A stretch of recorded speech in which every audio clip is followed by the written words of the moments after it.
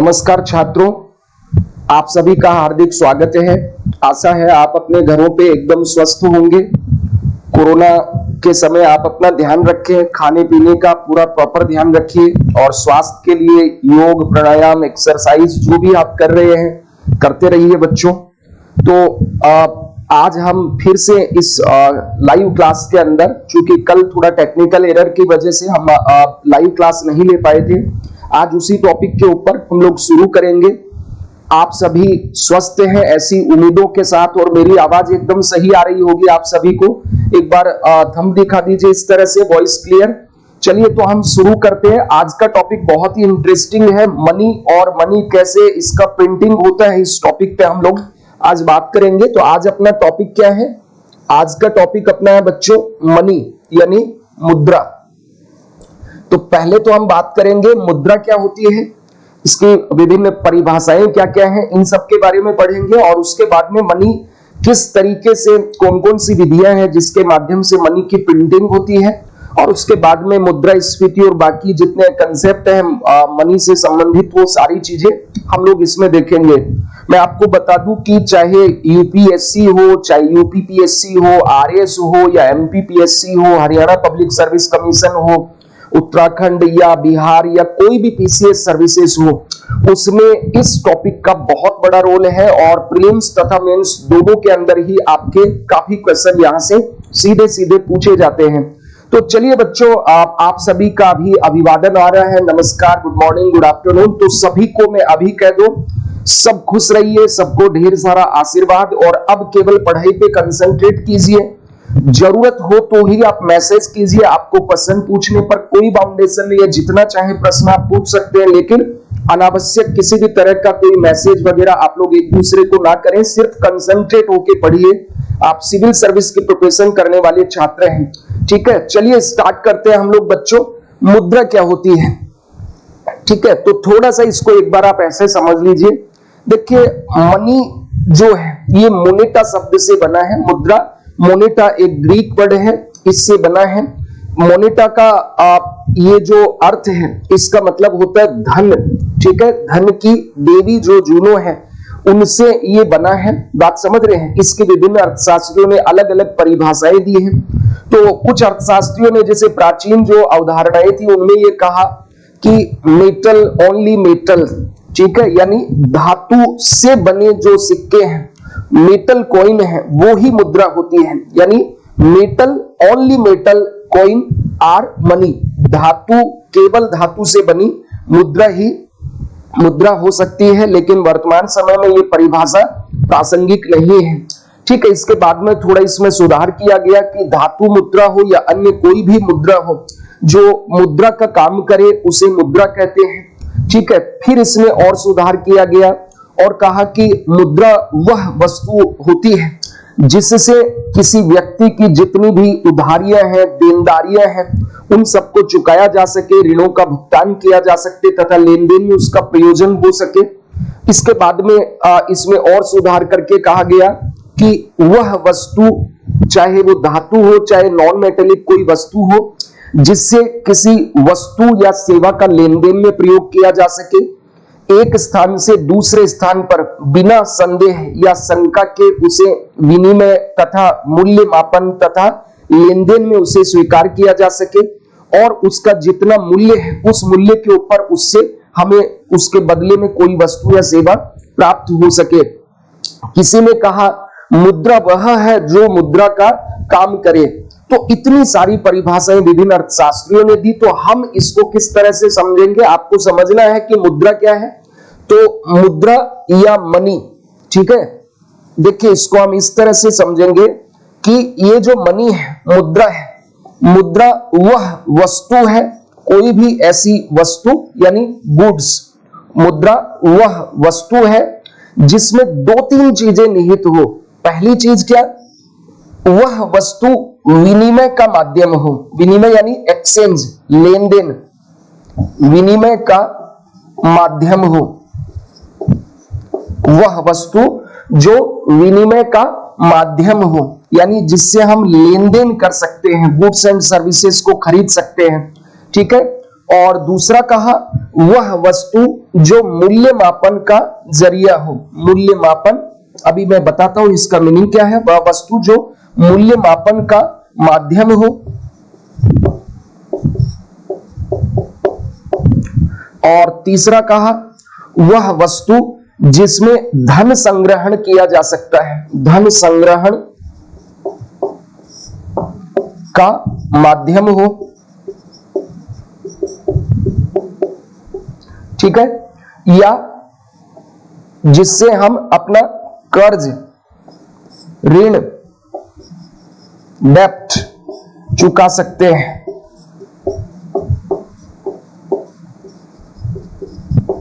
अथवा हम कह सकते हैं वह वस्तु जो भुगतान, पेमेंट, भुगतान के रूप में स्वीकार्य हो।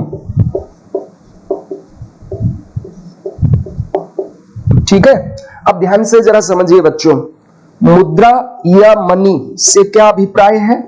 तो इसमें यह कहा गया कि मुद्रा वह वस्तु है जो लेन देन का माध्यम, यानी मुद्रा क्या है, वह वस्तु जिससे क्या क्या किया जा सके, जिससे विनिमय किया जा सकता है या भुगतान के रूप में यानी पेमेंट के रूप में स्वीकार्य हो। आप कोई वस्तु खरीदे यानी लेन देन के रूप में जब प्रयुक्त हो, आप कोई वस्तु खरीदे तो उस वस्तु का मूल्य आप इसके माध्यम से चुका सकते हैं।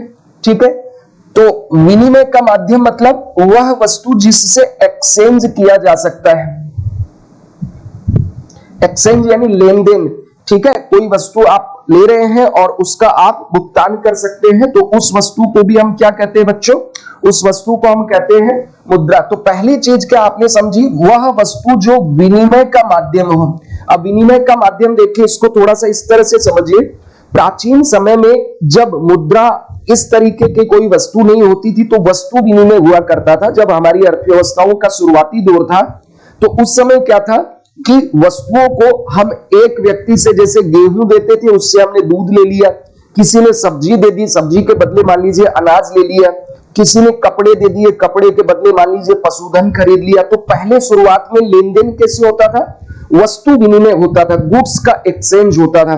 लेकिन जैसे जैसे इकोनॉमी या जैसे जैसे आवश्यकताएं बढ़ने लगी, आर्थिक क्रियाएं ज्यादा होने लगी, तो फिर इस विनिमय में, वस्तु विनिमय में कुछ चुनौतियां उत्पन्न होने लगी।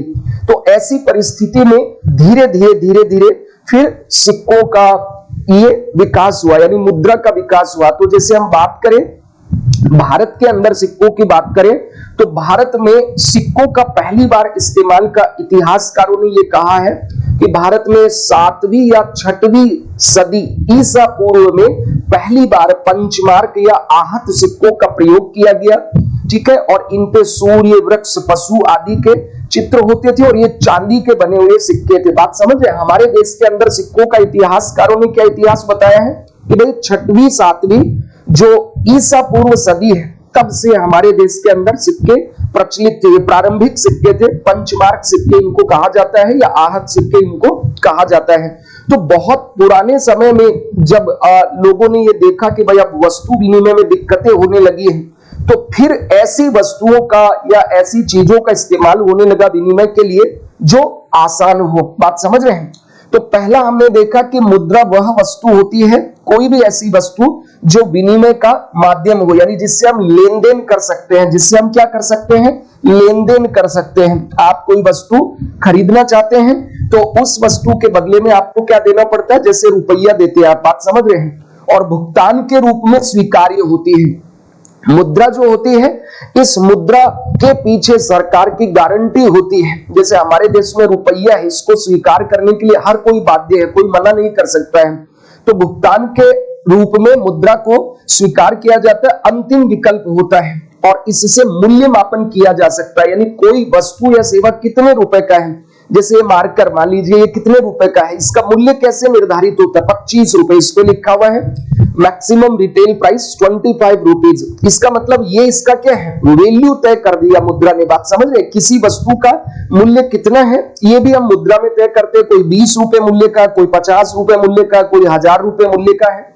ठीक है, और फिर मुद्रा धन संग्रहण का माध्यम होता है। यानी इससे, जैसे पहले क्या होता था कि धन संग्रहण करने के लिए हीरे जवाहरात यानी इन चीजों को राजे महाराजे अपने जो कोषागार है उसमें संग्रह किया करते थे। लेकिन अब क्या है, अब हम लोग कहते हैं ना करोड़पति है, अरबपति है, लखपति है, हजारपति है, तो कोई रोड़पति भी होता होगा, बात समझ रहे हैं। तो धन संग्रहण मतलब आप अपने ट्रेजरी में अब रुपये या मुद्रा को रखते हैं, बात सबके क्लियर हो गया। और मुद्रा कर्ज चुका सकते हैं मुद्रा से, जैसे आपके मान लीजिए कोई 10,000 रुपया मांगता है, ये आप पे कर्जा है तो आप उसको 10,000 रुपए का भुगतान कर दीजिए, आप कर्जे से मुक्त हो जाएंगे। आपके अगर 1 लाख रुपए का कर्जा है तो आप उसको 1 लाख रुपए की मुद्रा चुका दीजिए तो आपका कर्जा माफ हो जाएगा, यानी कर्जे से आप मुक्त हो जाएंगे। तो अब ध्यान से समझना है क्या होता है मुद्रा। मुद्रा वह वस्तु जिसमें निम्नलिखित विशेषताएं पाई जाती हो। कोई भी वस्तु जो विनिमय का माध्यम हो, जिससे भुगतान के रूप में स्वीकार किया जा सकता है, जिससे मूल्यों का मापन किया जा सकता है, जिसमें धन संग्रहण किया जा सकता है या कर्ज आदि को चुकाया जा सकता है, उस वस्तु को हम क्या कहते हैं, उसे हम मुद्रा कहते हैं। आशा है एकदम क्लियर सबके हो गया ना। यानी मैंने आपको क्या समझाया, वह वस्तु, कोई भी ऐसी वस्तु जिससे हम लेन देन कर सकते हैं, जिससे हम भुगतान कर सकते हैं, जिससे हम धन संग्रहण कर सकते हैं, जिससे हम ऋण चुका सकते हैं अथवा किसी वस्तु का मूल्य मापन कर सकते हैं, तो उस वस्तु को बच्चों क्या कहा जाता है, उस वस्तु को मनी या मुद्रा कहा जाता है। बात सबके एकदम क्लियर हो गया। और मुद्रा को अगर, यानी ये जैसे वस्तु यहाँ कौन कौन सी हो सकती है, इसके जैसे मैं एग्जांपल्स आपको दूं यहाँ पे, तो इसके एग्जांपल्स जैसे एक तो हो गया सीधा सीधा करेंसी, यानी नकदी जो है वो सीधा मुद्रा है, उसमें ये सारी चीजें पाई जाती हैं। फिर दूसरी चीज इसमें क्या हो गया, जैसे मान लीजिए गोल्ड, ठीक है, या मान लीजिए चांदी सिल्वर, ठीक है, गोल्ड हो गया, सिल्वर हो गया, ठीक है। फिर डिमांड ड्राफ्ट डीडी, ठीक है, या चेक। फिर डेबिट कार्ड, डेबिट या क्रेडिट कार्ड, ठीक है, डेबिट कार्ड या क्रेडिट कार्ड, ये सब भी इसी के अंतर्गत आते हैं। या जैसे आजकल आप सुन रहे हैं बिटकॉइन, ठीक है, बिटकॉइन जैसी वर्चुअल करेंसी, ये सारी चीजें, या एसडीआर स्पेशल ड्रॉइंग राइट, ठीक है। यद्यपि ये कोई नोट और सिक्का नहीं है एसडीआर, लेकिन उससे विनिमय हो सकता है, उससे भुगतान हो सकता है, धन संग्रहण हो सकता है, कर्जा चुकाया जा सकता है, मूल्य मापन हो सकता है। तो स्पेशल ड्रॉइंग राइट भी एक तरह से क्या है, मुद्रा है। इसीलिए हम इसको कहते हैं ना कि आईएमएफ की वर्चुअल करेंसी है। बात समझ गए। तो नकदी, सोना, चांदी या DD, cheque, debit card, credit card जैसे प्लास्टिक करेंसी, या जितनी भी वर्चुअल करेंसी है, आभासी मुद्राएं हैं, जैसे बिटकॉइन हो गया, या अन्य जितनी भी जो वर्चुअल करेंसी, क्रिप्टो करेंसी आ रही है वो हो गई। ये सारी चीजों को बच्चों क्या कहा जाता है, ये मुद्रा कहलाती है। तो ये सारी वस्तुएं, इनकी क्या विशेषताएं हैं, इनसे विनिमय किया जा सकता है, भुगतान के रूप में स्वीकार होती है, इनसे मूल्य मापन हो सकता है, इनसे धन संग्रहण किया जा सकता है और इनसे कर्जा चुकाया जा सकता है। तो इन सभी वस्तुओं को कहा जाता है मुद्रा। आशा है आप सभी के मुद्रा का अर्थ एकदम क्लियर हो गया होगा। फिर से मैं एक बार रिकॉल कर दूं, वह वस्तु जिसमें निम्नलिखित विशेषताएं हो मुद्रा कहलाती है, यानी जो लेन देन के रूप में स्वीकार्य हो, भुगतान के रूप में स्वीकार्य हो, मूल्यमापन किया जा सकता हो, जिससे धन संग्रहण हो सकता हो, जिससे कर्जा चुकाया जा सकता हो, उस वस्तु को हम क्या कहते हैं, मुद्रा कहते हैं। इतना सबके क्लियर हो गया ना। अब ध्यान से समझना है, यदि किसी मुद्रा को किसी राष्ट्र की सरकार द्वारा, किसी गवर्नमेंट द्वारा, ठीक है, क्या दे दी जाए, गारंटी दे दी जाए। क्या दे दी जाए, गारंटी मिल जाए। यदि किसी राष्ट्र के द्वारा या किसी सरकार के द्वारा किसी मुद्रा को क्या दे दी जाए, गारंटी दे दी जाए कि भाई ये मुद्रा मेरे देश में चलेगी, तो उस वस्तु या उस मनी को क्या कहा जाता है, वहां की नेशनल करेंसी, वहां की राष्ट्रीय मुद्रा कहा जाता है। वहां की क्या कहा जाएगा, नेशनल करेंसी। बात समझ रहे हैं, फिर से समझिए, यदि किसी सरकार के द्वारा या किसी गवर्नमेंट के द्वारा मुद्रा को, किसी भी मुद्रा को गारंटी दे दी जाए, लीगल टेंडर दे दिया जाए, अथॉरिटी दे दी जाए, तो वह मुद्रा उस देश की नेशनल करेंसी या राष्ट्रीय मुद्रा कहलाती है। जैसे भारत में रुपया हमारा नेशनल करेंसी है, अमेरिका में अमेरिकी डॉलर वहां की नेशनल करेंसी है, ठीक है। और यूरोजोन के जो देश है 19, वहां यूरो वहां की नेशनल करेंसी है। और ब्रिटेन की बात करें तो ब्रिटेन के अंदर आप देखते होंगे पाउंड स्टर्लिंग वहां की नेशनल करेंसी है। या चाइना, और चाइना की बात करें तो वहां का युआन या रेनमिनबी वहां की नेशनल करेंसी है। या रूस का रूबल हो गया, ठीक है, बांग्लादेश का टका हो गया, पाकिस्तान का रुपया हो गया, श्रीलंका का रुपया हो गया, नेपाल का रुपया हो गया, ठीक है। ये सारी चीजें वहां की नेशनल करेंसी है।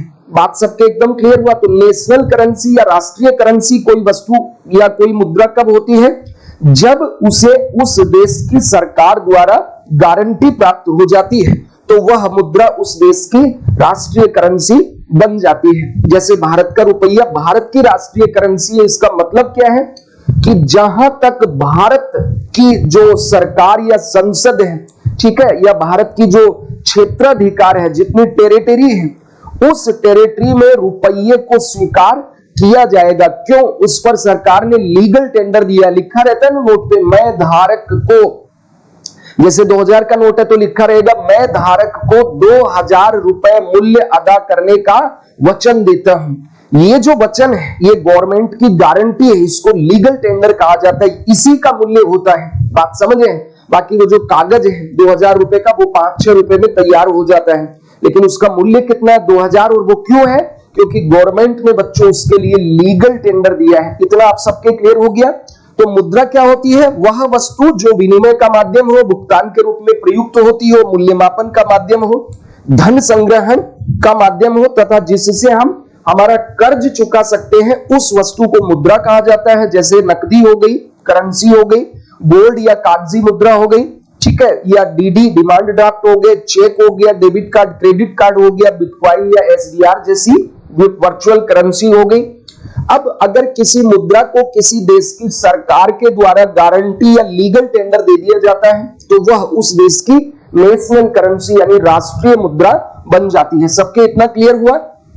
जैसे कुछ एग्जांपल मैंने दिया, ठीक है, जैसे इंडिया का रुपया, अमेरिका का डॉलर, यूरोजोन का यूरो, और ये पाउंड स्टर्लिंग जिसको पाउंड कहा जाता है, यूके, और जापान का येन, ठीक है, चाइना का रेनमिनबी या युआन, ठीक है। ये सारी चीजें आपको पता होना चाहिए, ठीक है। अब हम ये देखते हैं कि किसी भी सरकार या किसी राष्ट्र के द्वारा ये जो मुद्राएं होती हैं, किसी भी राष्ट्र की सरकार के द्वारा ये जो मुद्राएं होती हैं, इन मुद्राओं को किस आधार पर छापा जाता है, यानी गवर्नमेंट के द्वारा नोट कैसे छापे जाते हैं।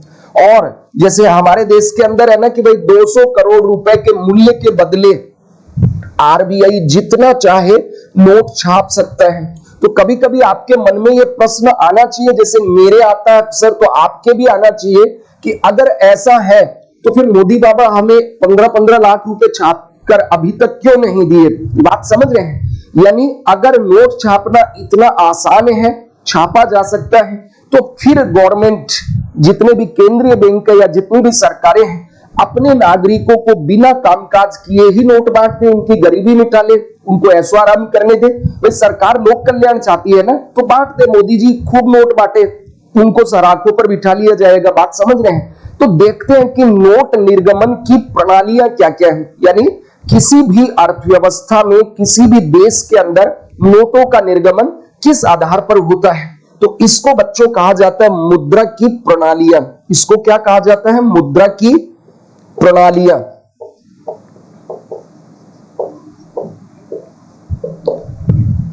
ठीक है, मुद्रा की प्रणालियां या सिस्टम्स ऑफ मनी प्रिंटिंग। बात सबके क्लियर हो गया? तो मुद्रा की 3 प्रणालियां विश्व में अभी तक प्रचलित हुई हैं। पहला जो सिस्टम है इसको कहा जाता है प्रतिनिधित्व।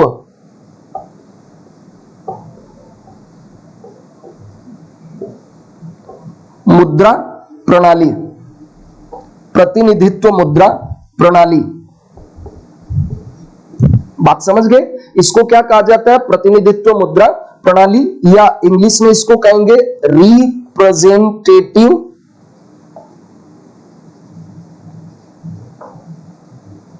Money system. इसको क्या कहेंगे? Representative money system. और दूसरा जो था इसका विकल्प वो है प्रोपोर्शनल मनी सिस्टम या आनुपातिक मुद्रा प्रणाली। दूसरा क्या है? आनुपातिक मुद्रा प्रणाली। दूसरा क्या है? आनुपातिक मुद्रा प्रणाली, या इसको क्या कहा जाएगा? Proportional money system. ठीक है। और तीसरा बच्चों है, यह है न्यूनतम सुरक्षा कोष प्रणाली। ठीक है, न्यूनतम सुरक्षा कोष प्रणाली या न्यूनतम आरक्षित कोष प्रणाली, एक ही बात है इन दोनों का। Minimum reserve fund system. तो ये तीन प्रणालियां विकसित हुई है। पहला हुआ है प्रतिनिधित्व मुद्रा प्रणाली, दूसरी है आनुपातिक मुद्रा प्रणाली, और तीसरी है बच्चों न्यूनतम सुरक्षा कोष प्रणाली। तो देखते हैं इनका मतलब क्या है। ये प्रणालियां क्या है? ये वो तीन प्रणालियां हैं जिसके आधार पर दुनिया में नोट छापे जाते हैं, या किसी राष्ट्र की सरकार के द्वारा अपने देश में कितने नोट छापे जाएंगे, किस आधार पर नोट छापे जाएंगे, ये तीन प्रणालियां हैं। तो इसको आपको सबको समझना है। चलिए हम लोग इसको देखते हैं। तो पहला बच्चों हम देखेंगे रिप्रेजेंटेटिव मनी सिस्टम या प्रतिनिधित्व मुद्रा प्रणाली। इसमें क्या होता है जरा इसको ध्यान से समझे, फिर दूसरा सिस्टम हम समझेंगे और दोनों की तुलना करेंगे। तो जरा ध्यान से आप समझिए। इसमें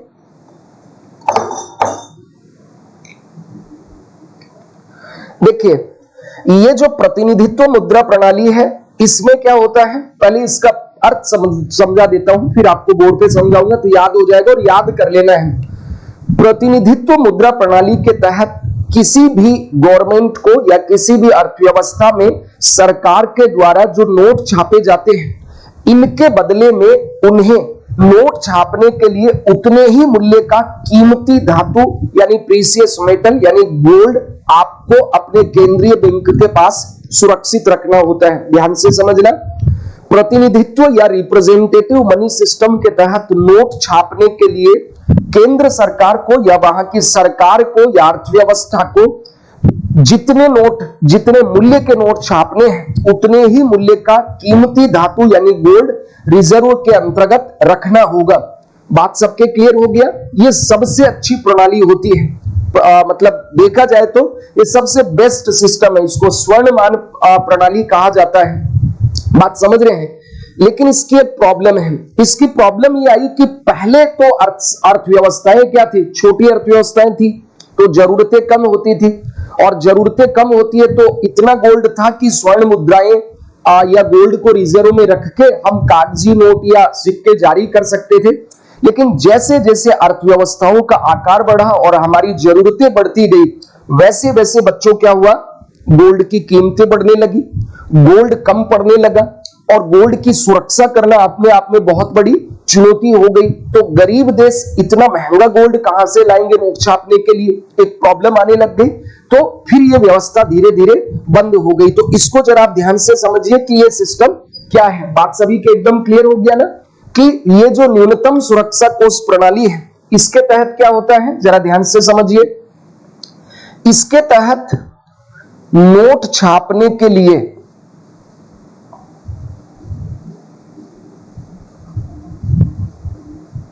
सरकार को केंद्रीय बैंक यानी जो फेडरल बैंक होता है, जैसे भारत का केंद्रीय बैंक आरबीआई है, केंद्रीय बैंक के भंडार में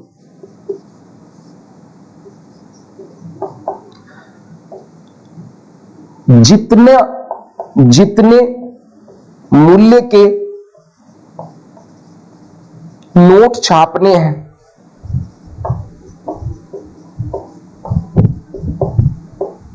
उतना मूल्य का, उतना ही मूल्य का कीमती धातु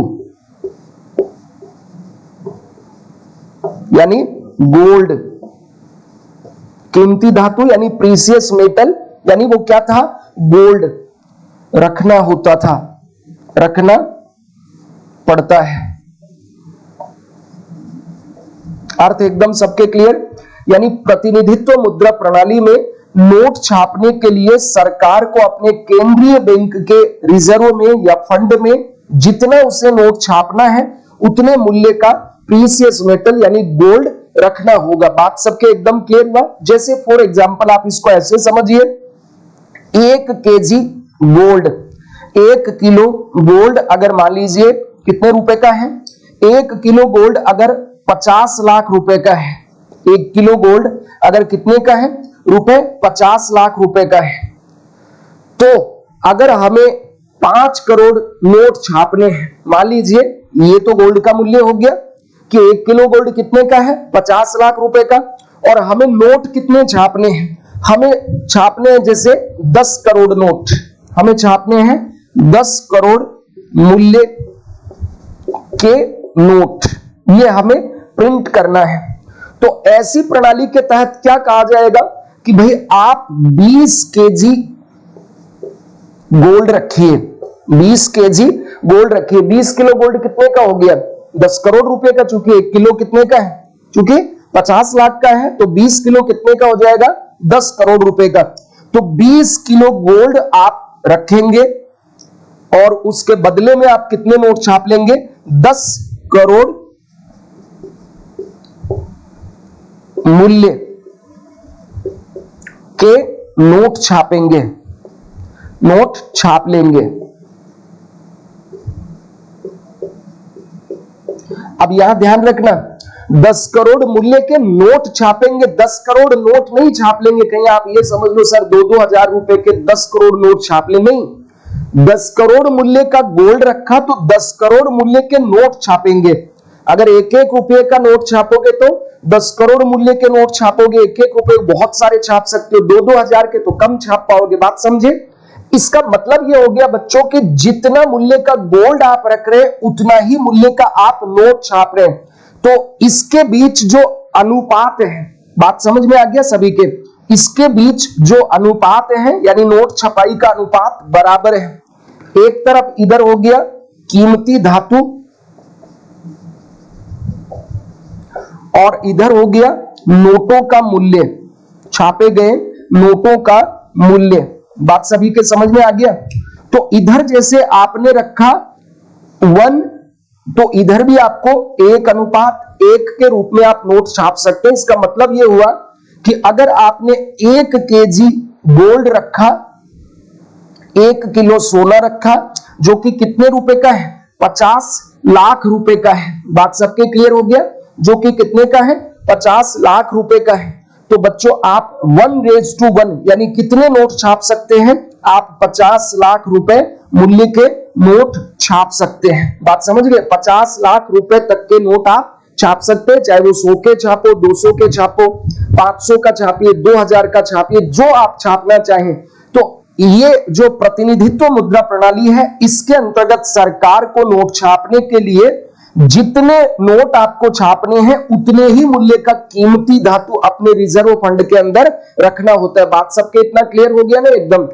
ऐसी में दिक्कत क्या आने लग गई? सबसे पहली दिक्कत क्या आई? पहली दिक्कत कि इस कीमती धातु गोल्ड की, जो गोल्ड है, गोल्ड की वैल्यू तेजी से बढ़ने लगी। पहली चीज क्या होगी? गोल्ड बहुत महंगा होने लग गया, सोने की वैल्यू तेजी से बढ़ने लगी। दूसरी चीज, अब चूंकि नोट छापने के लिए गोल्ड चाहिए तो चाहिए, तो हमें गोल्ड लाना ही पड़ेगा।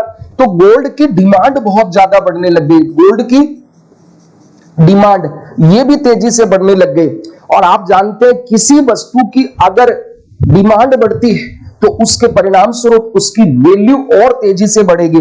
तो ये डिमांड जितनी ज्यादा बढ़ने लगी उतनी ही इसकी वैल्यू बढ़ने लगी। परिणाम स्वरूप जो गरीब देश थे, छोटे देश थे या विकासशील देश थे, उनके समक्ष ये प्रॉब्लम होने लग गई कि अब वो अपने यहां पर नोट कैसे छापे। बात सबके समझ में आ गया। और दूसरी चीज, गोल्ड को सुरक्षा, यानी इसको रखना कहां पड़ता था, केंद्रीय बैंक के पास इसको रखना पड़ता था। तो केंद्रीय बैंक के यहां बहुत ज्यादा सुरक्षा करनी पड़ेगी। यानी तीसरी इसकी प्रॉब्लम क्या हो गई, सिक्योरिटी।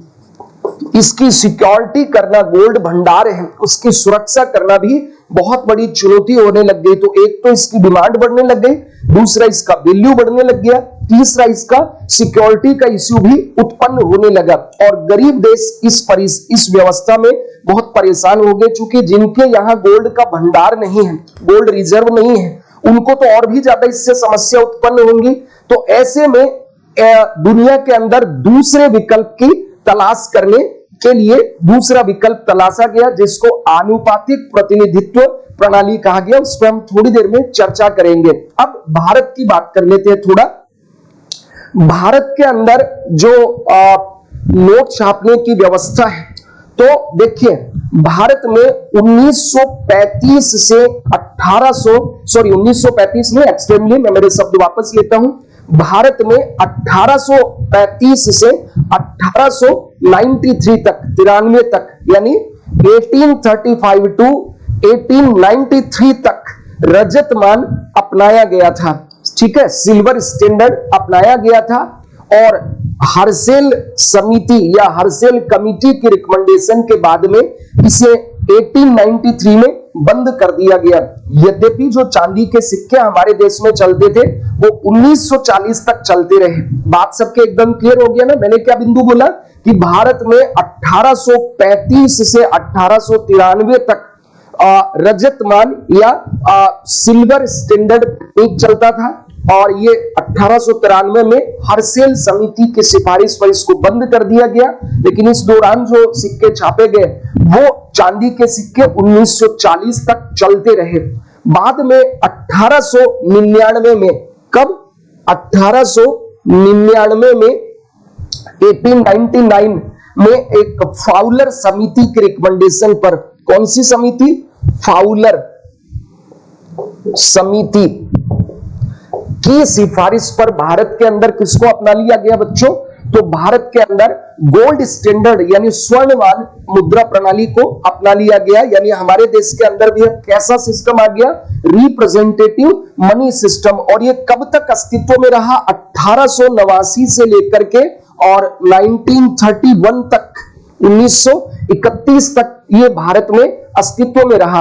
और यही वजह है कि इस दौरान भारत का जो रुपया था वो ब्रिटिश के पाउंड स्टर्लिंग के बराबर था। यानी 1 रुपया इज इक्वल टू 1 पाउंड। आज आप देखते हैं कि 1 पाउंड में लगभग 90 से 100 रुपया आपको मिल जाते हैं। जैसे उस वक्त क्या था, 1 rupee is equal to 1 pound. बात समझ गए क्यों, क्योंकि हम भी नोट छापने के लिए ये प्रतिनिधित्व मुद्रा प्रणाली अपना रहे थे। लेकिन अब ये सिस्टम नहीं है। तो आज 1 पाउंड के अंदर लगभग, मुझे एग्जैक्ट तो आज का डेटा नहीं ध्यान है, लेकिन मैं मान के चल रहा हूं 90 रुपए से 100 रुपए के बीच के अंदर इनका एक्सचेंज रेट आज होगा। बात समझ रहे हैं। तो ये कैसे होता है थोड़ी देर में हम इसको जान लेंगे। बात इतना समझ में आ गया। आपको थोड़े से फैक्ट भी मैं बता दूं कि भारत के अंदर 1840 के बाद जो सिक्के जारी किए जाते थे उनके ऊपर ब्रिटिश की महारानी जो थी उसका चित्र अंकित किया जाने लगा। कब से, 1840 के बाद के जितने भी सिक्के जारी किए जाते थे उन सिक्कों के ऊपर ब्रिटिश महारानी का चित्र अंकित किया जाने लगा।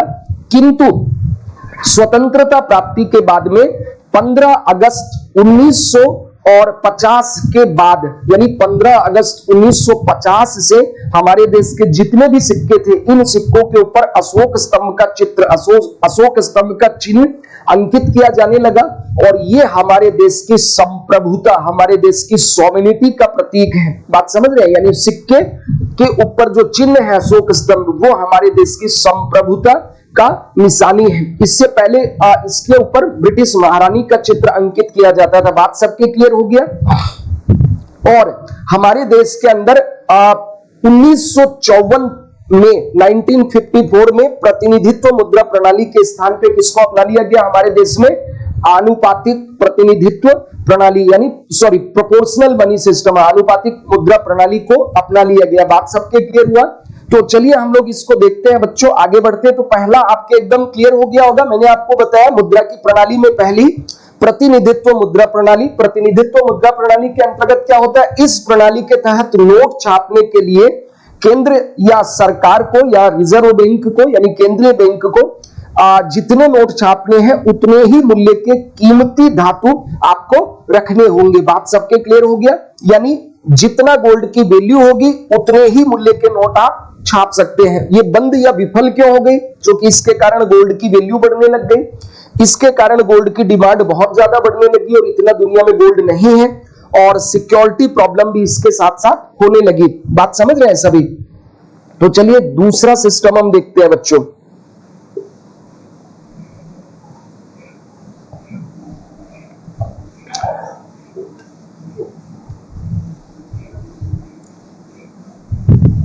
देखो, जब ये प्रणाली विफल हो गई, तो जब ये प्रणाली विफल हुई तो इसका विकल्प दुनिया के देशों में कौन सा अपनाया गया?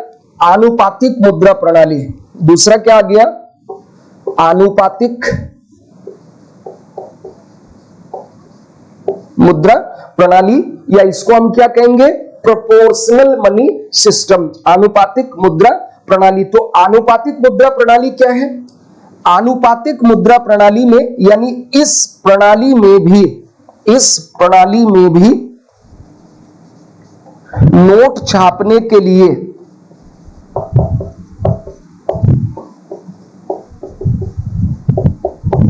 कीमती धातु, प्रीसियस मेटल यानी गोल्ड, कीमती धातु रखा जाता है। पहली चीज कि आनुपातिक मुद्रा प्रणाली में भी नोटों का निर्गमन करने या नोटों की छपाई करने के लिए, निर्गमन में नोटों की छपाई के लिए कीमती धातु यानी स्वर्ण, गोल्ड रखा जाता है, किंतु आनुपातिक रूप में, प्रोपोर्शनली, आनुपातिक रूप में रखना जाता है। कैसे रखा जाता है? आनुपातिक रूप में रखा जाता है। बात सबके एकदम क्लियर हो गया ना? इस प्रणाली के अंतर्गत भी क्या होता है? नोट छापने के लिए कीमती धातु रखा जाता है, किंतु आनुपातिक प्रणाली में यह रखा जाता है। अब आनुपातिक प्रणाली का मतलब क्या हो गया? तो आनुपातिक प्रणाली का मतलब बच्चों यहां पे ये है, जैसे इधर हम लोग ले, ये है गोल्ड का मूल्य और इधर हम ले लेते हैं छापी गई मुद्रा का मूल्य। ध्यान से समझना, इसको एकदम सिंपल है, तनाव नहीं लेना है किसी भी तरह का। हम पढ़ रहे हैं आनुपातिक मुद्रा प्रणाली, प्रोपोर्शनल मनी सिस्टम। इस प्रणाली में नोट छापने के लिए कीमती धातु रखा जाता है। बात समझ रहे हैं सभी? किंतु आनुपातिक रूप में रखा जाता है। तो यहां पर आनुपातिक रूप का मतलब क्या है? बात समझ रहे हैं सभी? देखिए बच्चों, एक तरफ हमने लिया गोल्ड का मूल्य, जैसे अभी हमने पिछले एग्जांपल में देखा कि 1 KG gold, 1 KG gold is equal to 50 lakh रुपया हमने इसमें माना था। बात समझ रहे हैं सभी? हमने कितना माना था? 50 लाख रुपए। और हमने आपको यह बताया था कि उस प्रणाली में यह था कि 1 किलो गोल्ड का मूल्य 50 लाख रुपए है, तो छापी गई मुद्रा का मूल्य भी 50 लाख होगा। लेकिन यहां पर क्या है? यहां पर गोल्ड का जो मूल्य है इसके अनुपात में मुद्रा छापी जाएगी। जैसे मान लो इसको अगर हम 1 अनुपात मान ले, इसको क्या मान ले? 1 अनुपात। इसको क्या मान लिया जाए? इसको मान लिया जाए मान लो 1 अनुपात। बात समझ रहे हैं? तो यहां पर 1:5 कोई देश कहे कि भैया मैं 1:5 के रेशियो में नोट छापूंगा, इसका मतलब यह हो गया कि 50,000 रुपए मूल्य का गोल्ड रखा और आपने 2.5 लाख रुपए, बात समझ रहे हैं कितना? 2.5 लाख रुपए, 2 लाख 50 लाख है तो 2 करोड़ 50 लाख यानी 2.5 करोड़ रुपए इतने नोट छाप लिए। ध्यान से समझना, गोल्ड का मूल्य क्या है? 50 लाख रुपए प्रति किलो। तो आपने अपने केंद्रीय बैंक में कितना गोल्ड रखा? आपने अपने केंद्रीय बैंक के फंड में 50 लाख का नोट गोल्ड रखा। इसके अनुपात आपने कितना लिया कि भैया 1 अनुपात तो रहेगा गोल्ड और उसके 5 अनुपात में मैं मुद्रा छाप लूंगा। तो 50 लाख का 5 गुना कितना हो गया? 2.5 करोड़। 50 लाख का 5 गुना 2.5 करोड़। बात समझ रहे हैं? दूसरे देश ने कहा कि भैया मैं 1:5 नहीं छाप सकता। दूसरे देश ने क्या कहा? देखो इसको ध्यान से समझना। ये तो आपके एकदम समझ में आ गया होगा। तो इसको आप इस तरीके से समझ लीजिए, जैसे एक देश ने कहा, मान लो ये है अमेरिका, यूएसए, इसने ये तय किया कि वो 1:5 के रेशियो में डॉलर की छपाई करेगा। बात समझे? दूसरा मान लो हम लेते हैं जापान। जापान ने कहा कि भाई वो इतना तो नहीं रखेगा, वो 1:10 के रेशियो में नोट छापेगा। बात समझ गए? 1:10 की रेशियो में वो अपने नोट छापेगा। और फिर मान लीजिए यूके, यूनाइटेड किंगडम, इसने कहा कि भाई वो 1:20 के रेशियो में अपना पौंड छापेगा। अब पौंड कितना रखता है वो हमें लेना नहीं है, समझना है इसको। बात समझे? और अब इस दृष्टिकोण से देखें, इस एग्जाम्पल के अनुसार, तो इस यूएसए ने 50 लाख का गोल्ड रखा और इसके बदले में उसने कितना नोट छाप लिया? इसने छाप लिया 2.5 करोड़, यानी 2.5 करोड़ रुपया इसने नोट छाप लिया। बात समझ रहे हैं? एकदम सबके क्लियर हुआ कि भाई 50 लाख का गोल्ड रखा और गोल्ड के कितना अनुपात नोट छापेगा? 5 गुना। तो 50 लाख का 5 गुना 2.5 करोड़ हो गया। इसने कहा कि भाई मैं 10 गुना छापूंगा, तो 50 लाख का 10 गुना कितना हो गया? 5 करोड़। ये कितना छापेगा? 5 करोड़। और यूके ने कहा कि भाई मैं 1 अनुपात में 20 गुना छापूंगा। कितना? 20 गुना। तो इसने क्या किया? इसने 10 करोड़ नोट छाप लिए। इतना सबके क्लियर हुआ क्या? फिर से एक बार इसको समझिए। आनुपातिक मुद्रा प्रणाली, इस प्रणाली में भी नोट छापने के लिए कीमती धातु केंद्रीय बैंक के भंडार में रखी जाती है, किंतु इसके तहत जो कीमती धातु रखी जाती है वो बराबर ना होकर के आनुपातिक रूप में रखी जाती है। मतलब ये हुआ कि जैसे 1 किलो गोल्ड हमने रखा और 1 किलो गोल्ड का मूल्य कितना है? 50 लाख रुपए है। 1 किलो गोल्ड का मूल्य कितना है? 50 लाख रुपया है। तो अमेरिका ने, जैसे ये एग्जांपल हमने लिया, अमेरिका ने ये तय किया कि भाई मैं 5 गुना नोट छाप लूंगा, तो 50 लाख का 5 गुना वो 2.5 करोड़ छापेगा। जापान ने कहा कि मैं भाई 5 से नहीं, मैं 10 गुना छापूंगा, मेरी हैसियत इतनी है, तो वो इसके जगह कितना छाप लेगा? 5 करोड़। यूके ने कहा कि भाई मैं 1:20 छापूंगा। बात समझ रहे हैं? अब भारत ने कहा, इंडिया ने, कि भाई देखो मेरी तो इतनी भी हैसियत नहीं है, तो मैं 1:100 ये इस तरीके से छापूंगा। 1:100 यानी मैं क्या करूंगा? 50 करोड़ नोट इसके बदले में छाप लूंगा। यानी 50 लाख का मैं क्या रखूंगा? गोल्ड रखूंगा और उसके बदले में उसका 100 गुना यानी इतना, यानी 50 करोड़ मैं क्या छाप लूंगा? नोट छापूंगा। तो चलिए इसका प्रभाव देखते हैं। ध्यान से यहां समझिए। पहले एक बार इसको, प्रणाली को अगर आपने समझ लिया तो मैं इसको मिटा दूं, बाद में हम आगे इसके ऊपर आपको और समझें। एक बार फिर से परिभाषा देख लीजिए। प्रोपोर्शनल मनी सिस्टम क्या होता है? इस प्रणाली में नोट छापने के लिए हमें कीमती धातु रखना होता है, किंतु कीमती धातु के मूल्य के बराबर की बजाय आनुपातिक रूप से हम नोट छापते हैं। बात समझ गए? अब यहां पे ध्यान से समझना, यहां 2 छोटे छोटे कंसेप्ट आप समझेंगे, ठीक है? इसी एग्जांपल से मैं आपको समझा दूंगा बच्चों। देखो,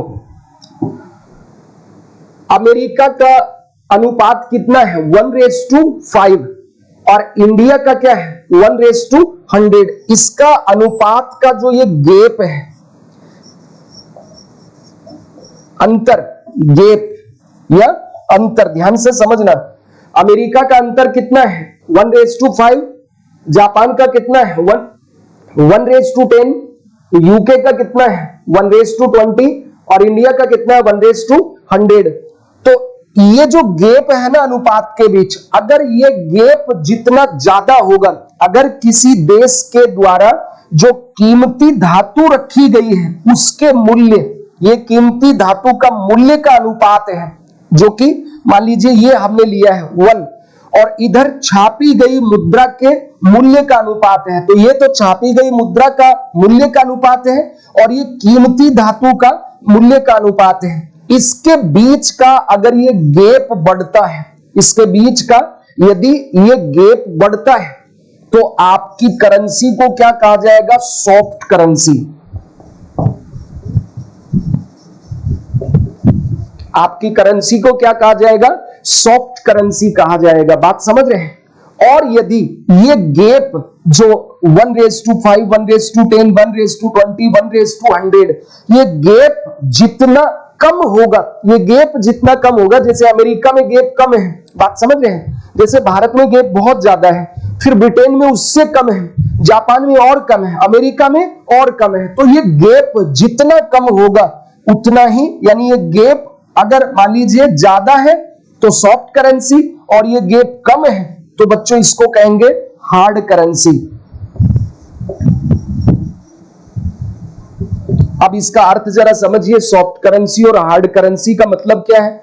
सॉफ्ट करेंसी का मतलब ऐसी मुद्रा जिसकी स्वीकार्यता अंतरराष्ट्रीय स्तर पर, ऐसी मुद्रा जिसकी स्वीकार्यता अंतरराष्ट्रीय स्तर पर बहुत कम हो, ऐसी मुद्रा जिसकी स्वीकार्यता एक्सेप्टेंस वर्ल्ड वाइड बहुत कम हो, उस मुद्रा को कहते हैं सॉफ्ट करेंसी। बात सभी के समझ में आ गया ना? ऐसी मुद्रा जिसके अंतरराष्ट्रीय स्तर पर स्वीकार्यता बहुत कम हो या जिसकी डिमांड नहीं हो, उस करेंसी को कहा जाता है सॉफ्ट करेंसी। तो देखो यहां गैप किसका इस एग्जांपल में इंडिया का बहुत ज्यादा है, तो ये सॉफ्ट करेंसी है। तो इस सॉफ्ट करेंसी यानी इंडिया की करेंसी का वर्ल्ड वाइड एक्सेप्टेंस नहीं रहेगा। भारत में तो इसलिए चलेगी क्योंकि इसका लीगल टेंडर गवर्नमेंट ने दिया, और गवर्नमेंट जो हमारी गवर्नमेंट ऑफ इंडिया है वो केवल भारत के लोगों की गवर्नमेंट है, अमेरिकियों की नहीं, पाकिस्तानियों की नहीं, चाइना की नहीं, वहां कोई राइट नहीं है हमारा। तो वहां हमारा ये लीगल टेंडर किसी काम का नहीं है, कागज का टुकड़ा है भारत का रुपया वहां पे। बात समझ गए? एक तरह से ऐसा मान लीजिए।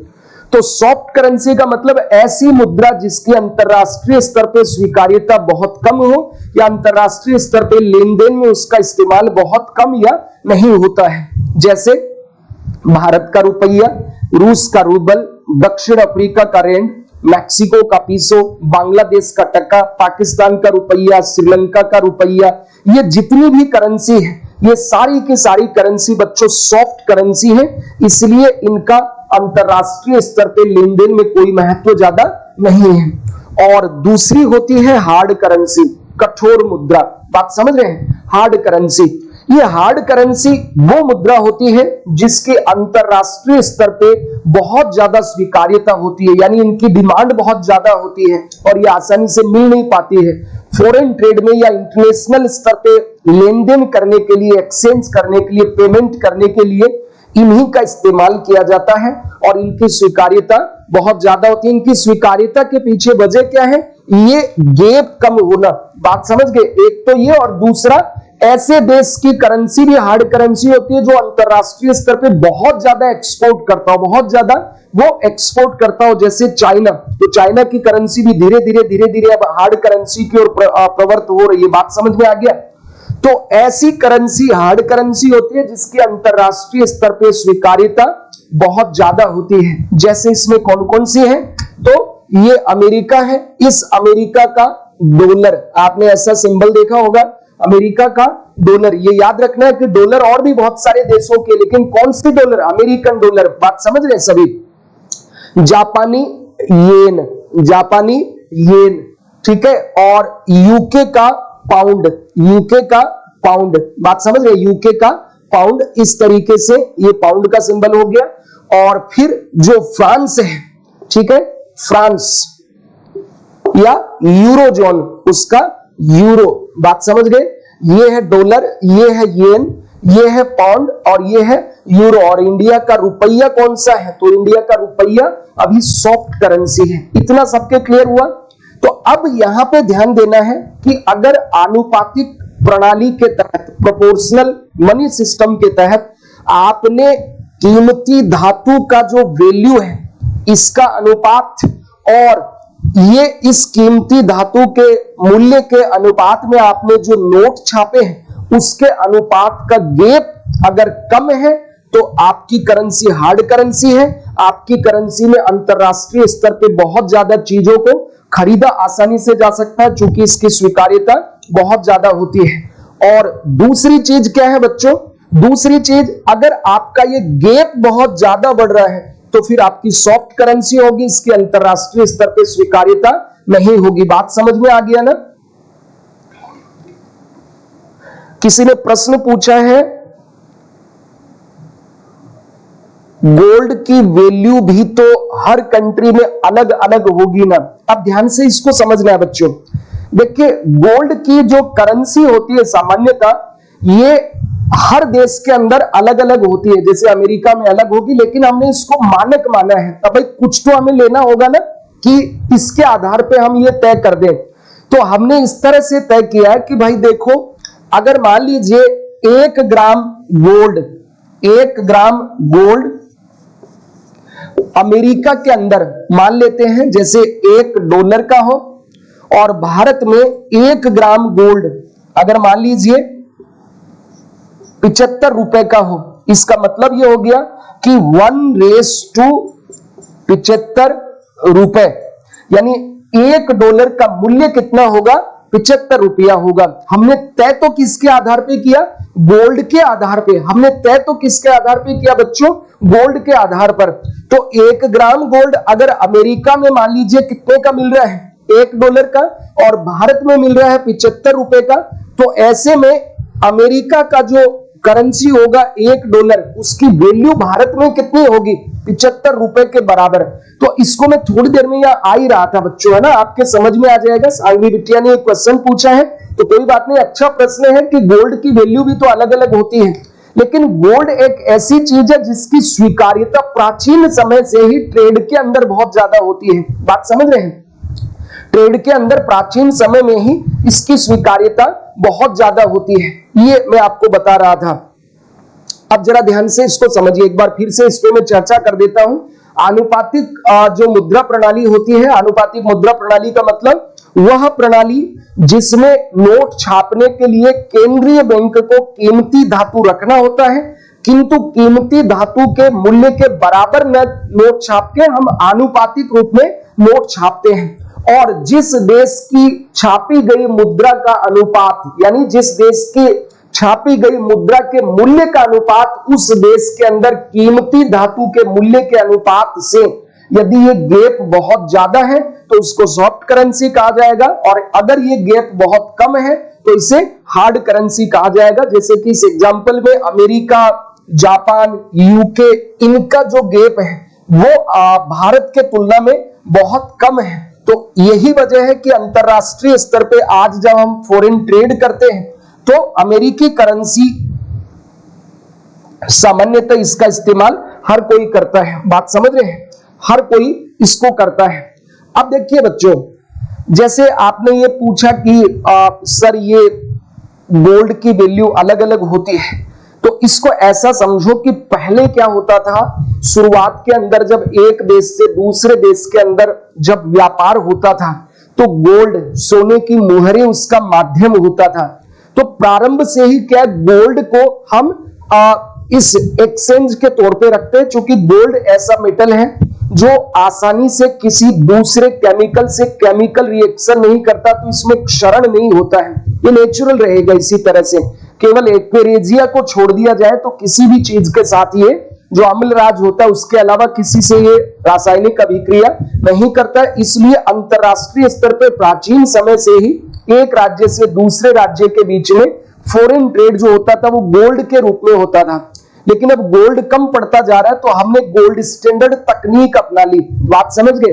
अब इस बच्ची ने, जैसे शिवांगी ने जो प्रश्न किया कि सर हर देश में गोल्ड की वैल्यू अलग अलग होगी, तो मैंने आपको क्या बताया कि अमेरिका में अगर मान लीजिए 1 ग्राम गोल्ड $1 का है, तो वहां पर अगर मान लीजिए हमें $100 छापनी है तो 100 ग्राम गोल्ड रखना पड़ेगा, और भारत के अंदर मान लीजिए 1 ग्राम गोल्ड में 75 रुपया मिलता है, तो 100 ग्राम के लिए हमें कितना रखना पड़ेगा? 7,500 रुपए। इसका मतलब $100 जो है इसकी वैल्यू किसके बराबर हो गई?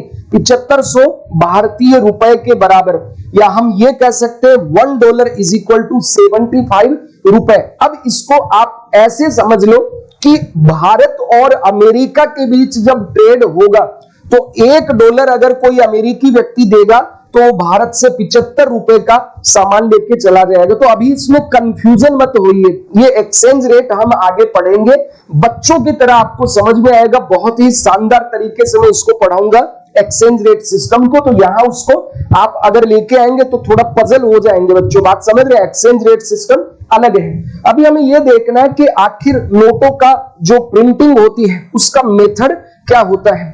प्रेम ने प्रश्न पूछा, सर पता कैसे चलता है कि इसका गैप इतना है और दूसरे से कंपेयर कैसे होता है? देखो बच्चों, जब आप नोट निर्गमन करते हैं तो ये सारा का सारा ट्रांसपेरेंसी होता है। जो केंद्रीय बैंक होते हैं उन केंद्रीय बैंकों के पास सब पता रहता है। जैसे अमेरिका में आपको पता इसलिए चल जाएगा कि भाई अमेरिका द्वारा आज तक कितनी डॉलर छापी गई, और हर साल आप हर साल जोड़िए, हर वीक इनका गोल्ड की वैल्यू आती है कि अमेरिका के फेड रिजर्व के पास इतने मूल्य का गोल्ड है और अमेरिका ने इतनी करेंसी अभी तक छापी है। तो सार्वजनिक किया जाता है ना, पता रहेगा, ये अंतरराष्ट्रीय मैकेनिज्म है। हमारे देश के अंदर भी जैसे गोल्ड रिजर्व कितना है हमारा, तो ये ट्रांसपेरेंट रहता है कि आरबीआई के पास इतना गोल्ड रिजर्व है। इतना सबके एकदम क्लियर हो गया? तो एक बार फिर से मैं उसको कमेंट कर रहा हूं आनुपातिक मुद्रा प्रणाली पर। आनुपातिक मुद्रा प्रणाली अभी अस्तित्व में है। ये जो प्रतिनिधित्व मुद्रा प्रणाली थी, चूंकि जब गोल्ड बहुत ज्यादा जरूरत होने लगी और उसकी वैल्यू बढ़ने लगी तो 70 के दशक तक आते आते पूरी दुनिया से ये प्रतिनिधित्व मुद्रा प्रणाली बंद कर दी गई। 1973 में अंतिम बार अमेरिका में इसे अपनाया गया था। उसके बाद अमेरिका ने भी प्रोपोर्शनल या आनुपातिक मुद्रा प्रणाली को ही अपना लिया है। बात इतना सब समझ गए ना? और हमारे देश के अंदर हमने इस आनुपातिक जो मुद्रा प्रणाली है इसको कब अपनाया? 1954 से, 1954 से भारत के अंदर भी ये प्रणाली अपना ली गई।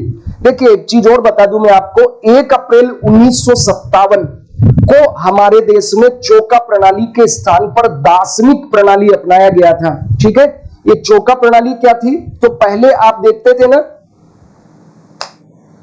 जैसे 4 आना,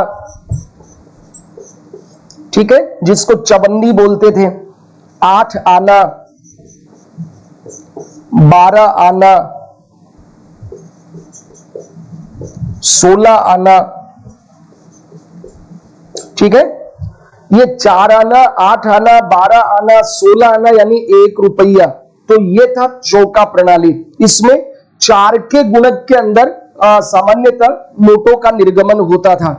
और इसके बाद में हमने 1 अप्रैल 1957 को दार्शनिक प्रणाली अपनाई, और दार्शनिक प्रणाली के अंदर 10 के गुणक के अंदर सामान्यतः नोटों का या सिक्कों का निर्गमन होने लगा। इसको नया पैसा भी कहा गया।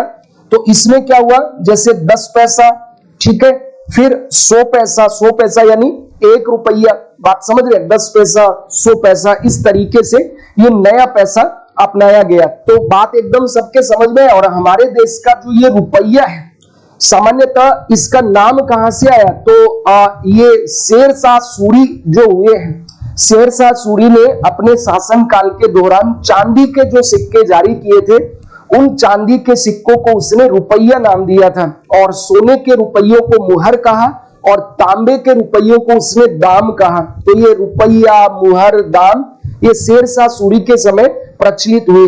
बात समझ रहे? इसी तरह तुर्क जब मध्यकाल में आए थे तो उन्होंने अपने जो सिक्के यहाँ जारी किए, तो तुर्कों के सिक्कों को टका कहा जाता था। क्या कहा जाता था?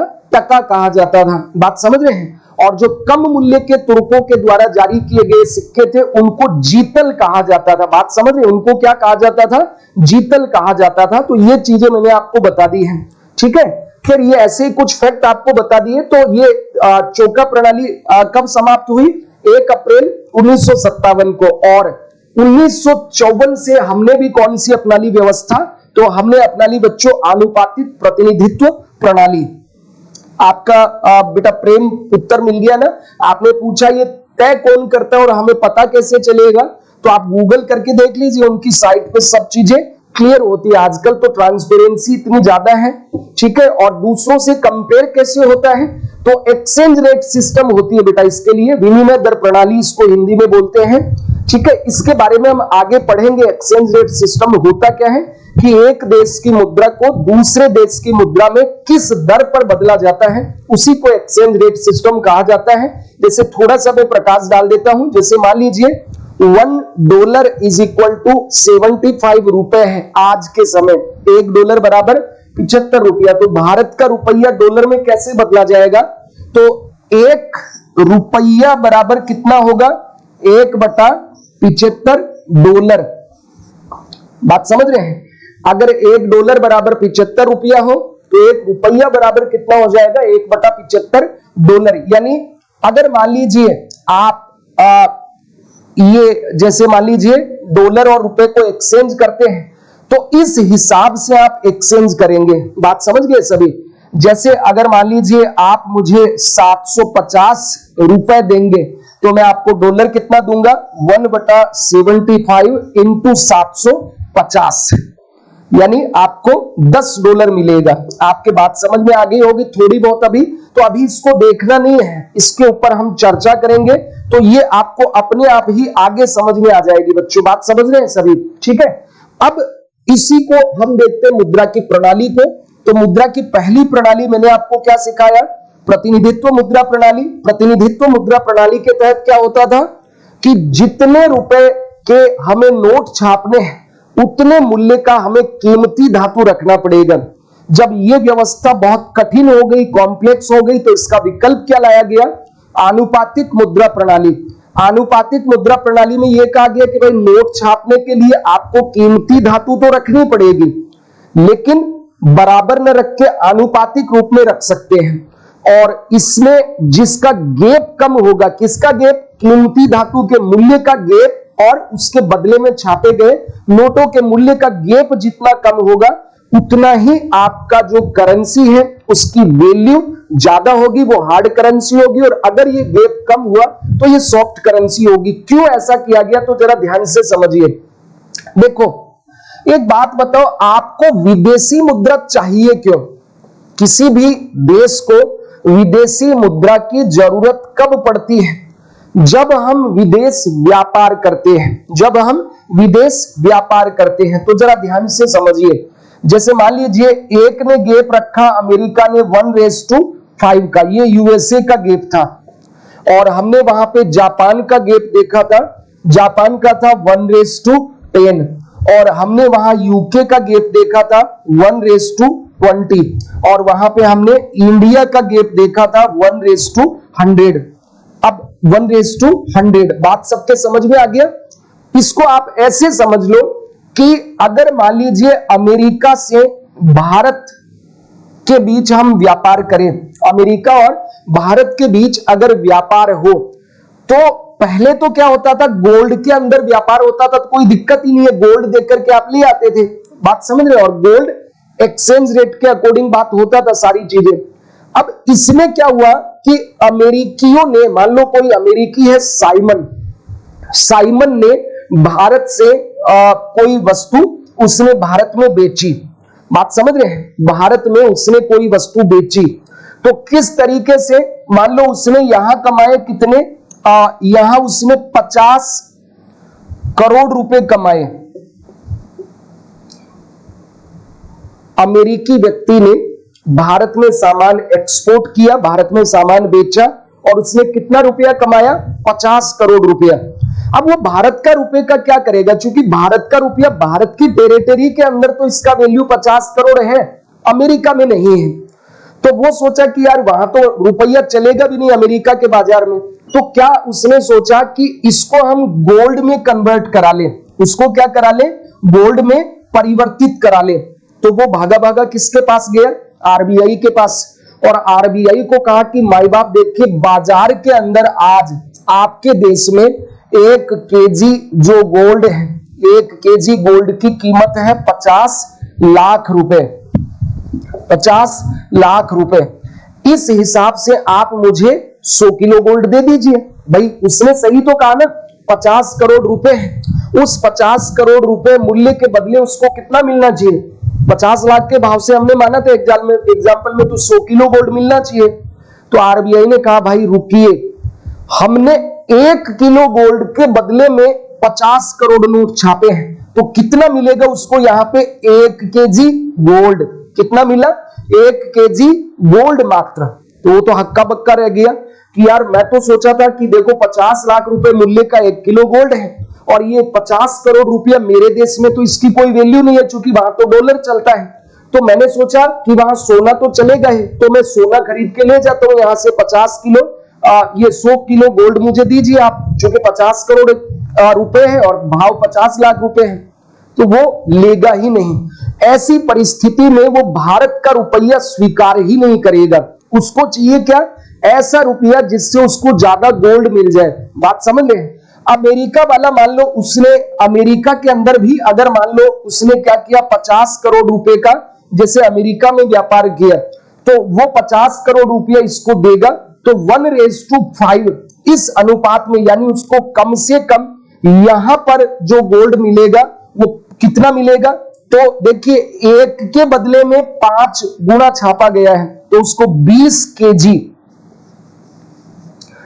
50 करोड़ रुपए के बदले कितना गोल्ड मिलेगा? यहां मिलेगा 20 किलो, यहां मिलेगा उसको कितना? तो यहां 1:10 है। बात समझ रहे? ये 20 किलो कैसे मिला, जरा ध्यान से समझ लेना। देखो 1 किलो गोल्ड के बदले में मान लो उसने कितना छापा? 5 गुना। बात समझ रहे हैं? तो इस हिसाब से 2.5 करोड़ रुपए का एक अनुपात है, तो 20 को 2.5 से गुणा करेंगे तो 50 करोड़ हो जाएगा ना। बात समझ रहे हैं? तो ये वाली इश्यू है। तो कोई व्यक्ति आपकी करेंसी को इसलिए स्वीकार नहीं करेगा क्योंकि आपके रुपए का अंतरराष्ट्रीय स्तर पे कोई वैल्यू नहीं है, और इसकी वैल्यू इसलिए है कि अगर इसके करेंसी को भारत का कोई व्यक्ति अपने देश में ले भी आए, तो एक तो यह है कि इसकी करेंसी की स्वीकार्यता दुनिया भर में है, दुनिया से आप कोई भी सामान खरीद लो। दूसरी, अगर मान लो आपको कोई सामान नहीं भी खरीदना है, तो आप इस रुपये डॉलर को अमेरिका को देख के और वहां से कम इतना गोल्ड तो ले आएंगे, आपको तो कम गोल्ड मिलेगा भारत के अंदर। ये इसका एक वजह था। ठीक है, अगर समझ में आया तो कोई बात नहीं, नहीं समझ में आया तो और खुश हो जाइए। बस इतना समझ लीजिए, आनुपातिक मुद्रा प्रणाली के अंतर्गत कीमती धातु के मूल्य के अनुपात में नोट छापे जा सकते हैं। अब भारत ने कहा कि जब यार अंतरराष्ट्रीय स्तर पर मेरे इस रुपये की इतनी वैल्यू नहीं है, जब मेरे रुपए की वैल्यू ही नहीं है, तो फिर हम इसको भी क्यों रखें? जब मेरे रुपए की वैल्यू ही नहीं है तो फिर हम इसको क्यों रखें? बात सबके एकदम क्लियर हुआ? तो चलिए जरा ध्यान से देखते हैं हम लोग। देखो हमारे देश के अंदर ये जो आनुपातिक प्रतिनिधित्व प्रणाली थी, हो सकता है थोड़ी देर पहले मैंने ऐसे बोल दिया, 1954 में अपनाई गई। अब मैं इसको सुधार कर रहा हूं बच्चों, गलती से मिस्टेक हो गया, आप सुधार लीजिए। मैंने आपको कहा था कि भारत में 1899, यानी भारत में 1899 से 1931 तक स्वर्ण प्रतिमान अपनाया गया, और इसके बाद में 1931 से लेकर 1954 तक, 1954 तक आनुपातिक प्रणाली को अपनाया गया। बात समझ रहे? मैंने सुधार कर लिया, आप भी सुधार कर लेना। ठीक है, 1931 से 1954 तक हमारे देश में कौन सी अस्तित्व में रही? आनुपातिक प्रणाली। लेकिन आनुपातिक प्रणाली में भारत का रुपये की तो कोई वैल्यू ही नहीं थी। ठीक है ना, क्योंकि हम नोट छापने के लिए बहुत ज्यादा गोल्ड नहीं रखते थे, हमारा गेप बहुत ज्यादा था, तो हमारी सॉफ्ट करेंसी थी जिसके अंतरराष्ट्रीय स्तर पर स्वीकार्यता कोई नहीं थी। तो अब हमने इसके स्थान पे अपना लिया न्यूनतम आरक्षित कोष प्रणाली, न्यूनतम आरक्षित कोष प्रणाली। तो चलिए इसको देखते हैं ये क्या है। तो तीसरा सिस्टम देखिए बच्चों,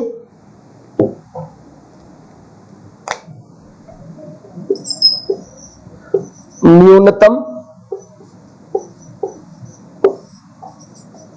आरक्षित या सुरक्षा कोष प्रणाली। ठीक है, मिनिमम रिजर्व फंड सिस्टम। अब हमने क्या अपना ली? Minimum reserve fund system. ये होता क्या है, तो इसको जरा ध्यान से समझिए। न्यूनतम आरक्षित कोष प्रणाली सामान्यतः विकासशील देशों में अपनाया गया है। बात समझ रहे हैं? विकासशील देशों ने कहा कि जब हमारे रुपए का अंतरराष्ट्रीय स्तर पर स्वीकार्यता ही नहीं है, तो फिर हम ये आनुपातिक प्रतिनिधित्व प्रणाली का टेंशन ही क्यों लें, इतना क्यों रखें हम? क्योंकि हमारा रुपया हमारे देश में चलेगा, और हमारे देश में इसलिए चलता है चूंकि इसके पीछे हमारा लीगल टेंडर, सरकार की गारंटी निहित होती है, उसकी वजह से इसका महत्व है। तो इन देशों ने क्या अपना लिया? न्यूनतम आरक्षित कोष प्रणाली। इस प्रणाली के तहत केंद्रीय बैंक द्वारा, जैसे अपने देश में आरबीआई द्वारा, केंद्रीय बैंक द्वारा एक न्यूनतम फंड बनाया जाता है। क्या बनाया जाता है? एक न्यूनतम फंड बनाया जाता है। उस फंड में प्रीसियस मेटल यानी गोल्ड और विदेशी हार्ड करेंसी रखी जाती है, और इस फंड के बदले में आप जितना चाहे उतना नोट छाप सकते हैं। बात समझ गए? फिर से समझिए। न्यूनतम आरक्षित कोष प्रणाली जो है, न्यूनतम आरक्षित कोष प्रणाली या न्यूनतम सुरक्षा कोष प्रणाली के तहत विकासशील देशों द्वारा एक न्यूनतम सुरक्षा कोष फंड बनाया गया, और इस न्यूनतम सुरक्षा कोष फंड में एक फंड बनाया जाता है जिसमें कुछ विदेशी मुद्राएं होती हैं। ठीक है, इसका कंपोजिशन क्या है? तो एक तो होता है कीमती धातु यानी जैसे गोल्ड, और दूसरा बच्चों इसमें होता है विदेशी मुद्राएं। विदेशी मुद्राएं यानी कठोर विदेशी मुद्राएं होती हैं। बात समझ रहे हैं? और इस फंड के बदले में वो जितना चाहे नोट निर्गमन कर सकता है, जितना चाहे नोटों की छपाई कर सकते हैं। जैसे भारत की बात करें, फॉर एग्जांपल, जैसे भारत में, तो भारत के अंदर भारतीय रिजर्व बैंक द्वारा, भारत के अंदर अगर बात करें तो भारतीय रिजर्व बैंक द्वारा यानी आरबीआई द्वारा इसके लिए एक कोष बना रखा है। पहले ये 500 करोड़ रुपए का था, जिसको अब कम करके कितने का कर दिया? 200 करोड़ रुपए का। हमारे देश के अंदर क्या है?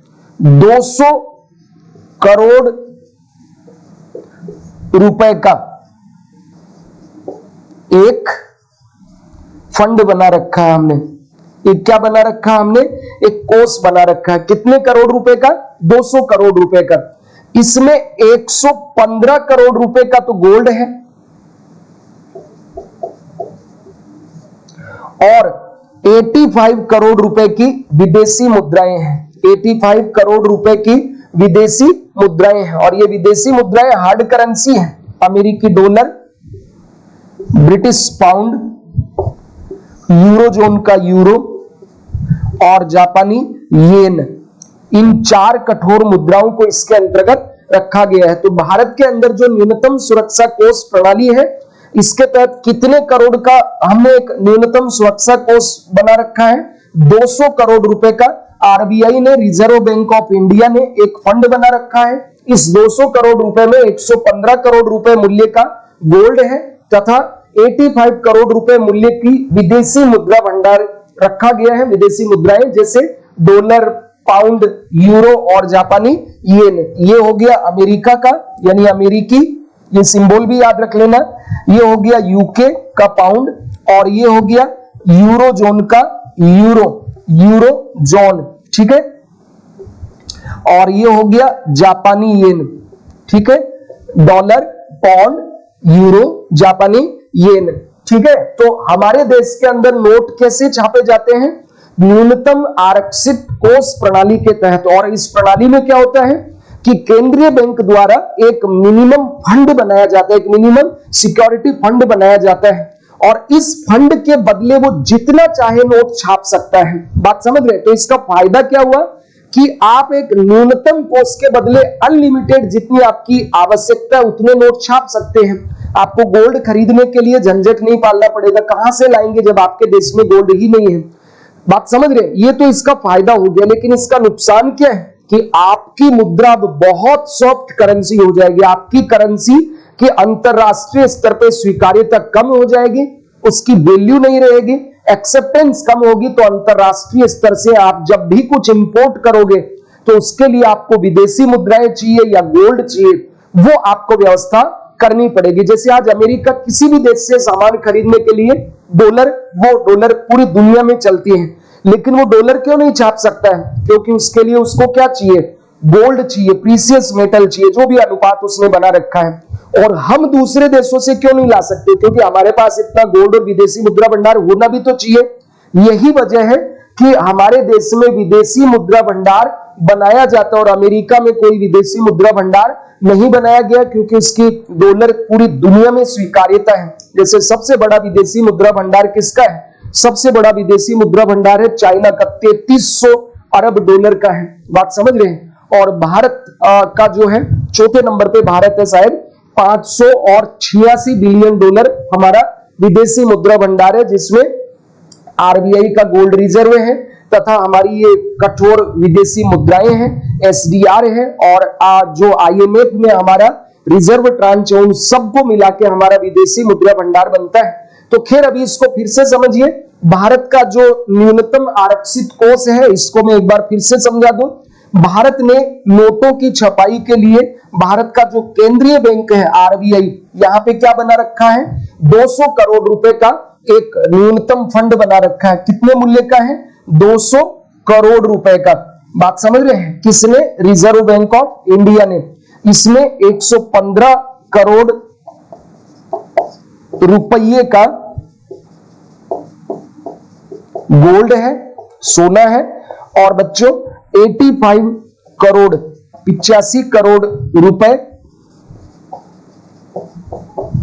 की डॉलर, यूरो, पाउंड और जापानी येन जैसी विदेशी मुद्राएं रखी गई है। इसके बदले में हम जितना चाहे उतने नोट छाप सकते हैं। छाप सकते हैं, छापते नहीं हैं। अब यही प्रश्न आता है, जब हम छाप सकते हैं तो फिर छापे क्यों नहीं? जब हम छाप सकते हैं तो फिर छापे क्यों नहीं? प्रश्न तो आएगा ना आपके दिमाग में कि जब सर इतना छाप सकते हैं तो कोरोना पेंडेमिक चल रहा है, लोगों के पास पैसा नहीं है, कई बार हेलीकॉप्टर मनी की भी बात आई है, ठीक है ना? जैसे जो तेलंगाना के मुख्यमंत्री हैं राव साहब, उन्होंने कहा कि हेलीकॉप्टर मनी का कंसेप्ट अपनाइए कि पूरे देशवासियों को लाख लाख रुपए बांट दिया जाए। बात समझ रहे हैं? हेलीकॉप्टर मनी का मतलब ये नहीं है कि हेलीकॉप्टर चलेगा और नोटों की बरसात होगी, मतलब नोट छाप के लोगों को बांट देना। तो ऐसा क्यों संभव नहीं है, इसके ऊपर मैं अभी चर्चा करूंगा, लेकिन किया जा सकता है, हमें कोई दिक्कत नहीं आएगी। टेक्निकली संभव है, क्योंकि इस फंड के बदले आरबीआई गवर्नमेंट उसको जितना निर्देश दे उतना वो नोट छाप सकता है। इतना सब समझे ना?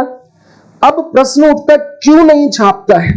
बात समझे? तो देखो, नोट छापने के लिए दो पक्ष होते हैं। नोट क्यों छापते हैं? पहली चीज, नोट किसके लिए छापे जाते हैं? तो मुद्रा की परिभाषा में आपने पढ़ा था ना कि मुद्रा वह वस्तु है जो विनिमय, लेन देन, मूल्य मापन तथा कर्ज आदि के भुगतान में प्रयुक्त होती है। यानी इसका मेन काम क्या है?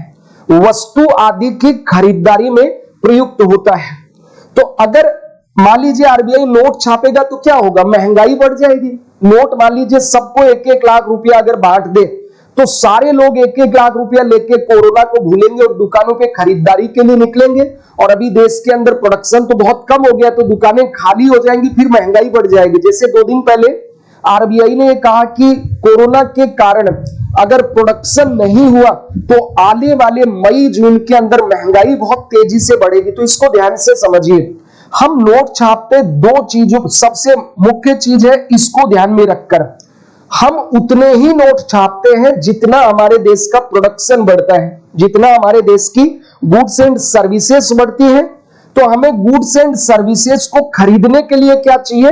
नोट चाहिए। यानी हमारी जीडीपी जितनी बढ़ती जाती है उतने उतने नोट नए छापे जाते हैं। बात समझ रहे हैं? तो अगर मान लीजिए उत्पादन बढ़े तो नए नोट छापने चाहिए, कोई दिक्कत भी नहीं है। उत्पादन बढ़ता उतने ही हम नए नोट छापते हैं। क्यों? ताकि हमारे देश के अंदर जितना उत्पादन है और जितना नोट है ये बराबर होने चाहिए। यानी जितना उत्पादन का मूल्य है, बात समझ रहे हैं, उत्पादन का मूल्य, इस मूल्य के बराबर हमारे देश के अंदर नोट होने चाहिए। यानी जितना हमारा जीडीपी है उतना नोट होना चाहिए। इतना सबके क्लियर हुआ? अब अगर उल्टा हो जाए कि मान लो उत्पादन जो है ये तो अभी कम हो जाए और सरकार नोट छपवा करके लोगों को 1-1 लाख रुपया बांट दे कि कोरोना है, तो लोग क्या करेंगे? उस 1 लाख रुपए को लेकर के और बाजार के अंदर जाएंगे, मास्क लगा, डबल ट्रिपल मास्क भी लगाएंगे। फिर तो बात समझ रहे हैं? और सारे मास्क, सारे रेमडेसिवियर, सारी दवाइयां, सारे खाने पीने के, सारे कपड़े अपने जो भी चीजें हैं सबको खरीदेंगे। भाई 1-1 लाख रुपया तो बहुत हो जाता है ना। तो इसके परिणाम स्वरूप क्या होगा? इसके परिणाम स्वरूप ये होगा कि हमारे देश के अंदर उत्पादन तो कम हो गया और धीरे धीरे ये हो जाएगा समाप्त या बहुत कम हो जाएगा। नोट जब ज्यादा आ जाएंगे तो इसके परिणाम स्वरूप क्या हो जाएगा? महंगाई बढ़ जाएगी, बहुत ज्यादा महंगाई बढ़ जाएगी। मुद्रास्फीति, इन्फ्लेशन बहुत तेजी से बढ़ेगी। बात सबके एकदम क्लियर हुआ ना? तो क्यों नहीं छाप रही है गवर्नमेंट? क्योंकि हमारा प्रोडक्शन पक्ष है। अगर ये बढ़ा दिया जाए, हमारे देश में खूब खाद्यान्न हो, हमारे देश में खूब पीपीई किट हो, हमारे देश में खूब रेमडेसिवियर हो, खूब ऑक्सीजन सिलेंडर हो, ठीक है, सारी चीजें खूब पर्याप्त मात्रा में उत्पादन हो रही हैं, तो उतने ही नोट छापे जा सकते, कोई दिक्कत नहीं होगी। लोगों को नोट बांट दिया जाना चाहिए ताकि गरीबी कम हो सके। लेकिन चूंकि उत्पादन होने में समय लगता है, उत्पादन जैसे गेहूं 4 महीने पहले नहीं हो सकते, बात समझे? प्याज उसका भी एक फिक्स सीजन है, चावल का भी एक सीजन है, या इंजेक्शन बनाने में भी टाइम लगी, वरना तो आधार पूना वाला साहब 1 दिन में बना देते, लेकिन उनमें टाइम लगेगा। तो सबको जैसे कहा ना कि 1 मई से 18+ वालों को वैक्सीन लगेगा, तो महाराष्ट्र और राजस्थान सरकार ने कहा भाई अभी नहीं लगा सकते, पहले 40 ईयर वालों को लगेंगे, अभी है ही नहीं हमारे पास। और अगर मान लो सबको 1-1 लाख रुपया दे दिया जाए तो सब लाइन लगाएंगे और कहेंगे पहले मुझे। तो आधार पूना वाले साहब कहेंगे कि भैया जो 1000 रुपया दे दो पहले उसको, फिर वो दूसरा कहेगा 1000 वाले हाथ उठाए तो लाख लोगों ने उठा दिया, तो वो कहेगा 10,000 वाले, 10,000 वाले भी लाख आ गए, फिर वो कहेगा 20,000 वाले, तो सब हाथ उठा रहे। क्यों? पॉकेट में 1-1 लाख रुपया दे दिया ना सरकार ने, तो उनकी परचेजिंग पावर बढ़ गई है, खरीदने की क्षमता बढ़ गई। लेकिन इधर उत्पादन नहीं बढ़ पाया, तो उत्पादन नहीं बढ़ेगा और नोट अगर ज्यादा छपेंगे तो इससे क्या होगी? महंगाई बढ़ जाएगी। अब आप सोच रहे सर महंगाई बढ़े तो क्या दिक्कत है? दिक्कत यह है कि अभी पार्ले जी का बिस्कुट 5 रुपए में मिलता है। कितने का मिलता है? 5 रुपए का। और अगर आप सबके पास लाख लाख रुपए महीने के गवर्नमेंट आपको देने लगे, तो पार्ले जी बिस्किट जो आज आप 5 रुपए का खरीदते हैं, सब उसको खरीदने के लिए निकलेंगे, तो पार्ले जी बिस्किट आपको एक आज 5 रुपए का मिलता है, वो तब मिलेगा 1 लाख रुपए का। इतनी ज्यादा महंगाई बढ़ जाएगी। ये मैंने ऐसे ही कह दिया है, ऐसा होगा नहीं कभी। आरबीआई और सरकार मेंटेन करके रखती है। फॉर एग्जांपल जैसे अभी वेनेजुएला का नाम सुना आपने, इससे वेनेजुएला चर्चा में क्यों रहता है? वहां पे बहुत ज्यादा हाइपर इन्फ्लेशन है। 1 लाख रुपए के अंदर उनको एक चाय का ग्लास मिलता है, या उनके वहां पे करोड़ों रुपए के नोट छापे गए हैं, करोड़ रुपए मूल्य का नोट भी छाप दिया, और उसमें मिलता क्या? थोड़ी सी चीजें। यानी उसकी करेंसी जो है, इस करेंसी की वैल्यू घट जाएगी। बात समझ रहे हैं? अगर ज्यादा नोट छाप दिए जाए और प्रोडक्शन नहीं है तो इस करेंसी की कोई वैल्यू नहीं रहेगी, इसकी वैल्यू कम हो जाएगी। फिर से एक बार समझो बच्चों, क्योंकि कई बार आप सोचते हैं कि सर नोट क्यों नहीं छाप देती गवर्नमेंट, उसको क्या दिक्कत है? तो दिक्कत देखिए टेक्निकली कुछ नहीं है। गवर्नमेंट जब कहे तो उसको स्याही चाहिए जो भिवाड़ी राजस्थान में बनती है, उसको कागज चाहिए जो होशंगाबाद मध्य प्रदेश में प्रिंट होते हैं, और नोट कहां छापे जाते हैं? तो देवास मध्य प्रदेश में, नासिक महाराष्ट्र में, सालबोनी पश्चिम बंगाल में, और हैदराबाद के ये क्या नाम है, मैसूर कर्नाटका में। यहां हमारी प्रिंटिंग प्रेस है, खूब छपाई हो जाएंगी। लेकिन दिक्कत क्या आएगी? इससे दिक्कत यह आएगी कि नोट तो छप रहे हैं मशीनों में, लेकिन उत्पादन नहीं हो पा रहा है देश के अंदर, तो जो उत्पादन पक्ष है वो कम हो जाएगा। जैसे ऑक्सीजन की मारामारी हो रही है ना, हर कोई ऑक्सीजन खरीदना चाह रहा है, ज्यादा पैसा देके ऑक्सीजन सब खरीदना चाह रहे हैं और ऑक्सीजन का उत्पादन नहीं हो रहा, तो ऑक्सीजन की वैल्यू लगातार बढ़ रही है। जो सिलेंडर पहले मान लो 1000 रुपए का आ जाता था, वो सिलेंडर आज 50,000 रुपए का आ रहा है, यानी 1000 रुपए की वैल्यू कितनी कम हो गई, बात समझ रहे हैं। 1000 रुपए में अब 1 लीटर ऑक्सीजन भी नहीं मिल रहा है, बात समझे।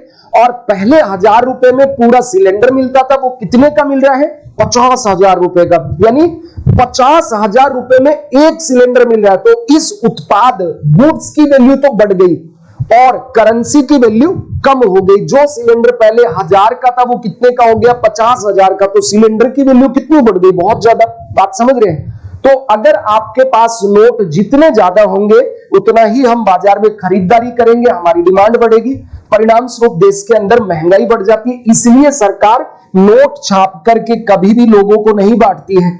आप काम करोगे तो काम करने के परिणाम स्वरूप उत्पादन करते हो, तो जितना आप उत्पादन करते हो उतनी आपकी सैलरी सरकार के द्वारा दी जाती है, यानी आपको नोट दिए जाते हैं। तो ये बात एकदम सबके क्लियर हो गई होगी।